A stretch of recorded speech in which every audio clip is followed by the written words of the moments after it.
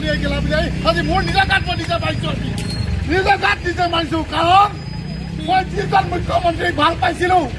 অবৈধ বাংলাদেশী খেতি কৰিছিলে তেখেতে ভাল পাইছিলোঁ এটকাও পইচা নোলোৱাকৈ তেখেতে চাকৰি দিছিলে লাখ 2 লাখ চাকৰি দিছিলে ভাল পাইছিলোঁ কিন্তু ভবা নাছিলোঁ যে মোৰ ঘৰখনে মোৰ হোৱা নাই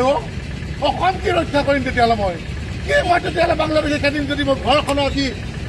আজি মই বচাব হস্পিটেলখন বচাব নোৱাৰিলোঁ সমষ্টি বচাব নোৱাৰিলোঁ 6.5 বছৰ দিন কেছ খেলিলোঁ কাৰ আন্দোলনত যেতিয়া একো কৰিব নোৱাৰিলোঁ কেছ খেলি থাকিলোঁ আজি সমষ্টি ৰক্ষা কৰিব নোৱাৰিলোঁ জুবিনদাক ন্যায় প্ৰদান কৰিব পৰা নাই হস্পিটেলখন ৰক্ষা কৰিব পৰা নাই IBটো ৰক্ষা কৰিব পৰা নাই আমগুৰি ভ্ৰমণটো যেতিয়া মই আজি ৰাইজৰ কাৰণে মুকলি কৰিব পৰা নাই গতিকে গেলা বিলাহী গেলা কণী মুখ্যমন্ত্ৰী বা আন কোনোবা বিধায়ক মিনিষ্টাৰ কাৰণে নহয় মোৰ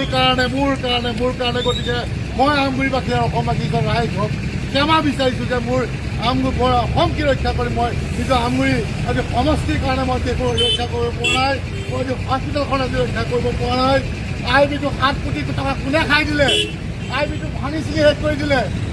IB মাটি তাত ৰেডি কৰি দিছে কিন্তু IB আজিলৈকে 7 কোটি টকা 7 টকাও আজি APC কাৰণে পেলালে 200খন বিচনাযুক্ত হস্পিটেল ক'ত গ'ল কিয় ইমান আমগুৰিখনক এলাগি কৰিছে মুখ্যমন্ত্ৰী ডাঙৰীয়া কিয় আজি প্ৰতিবাদীতে ইমান আমগুৰিখন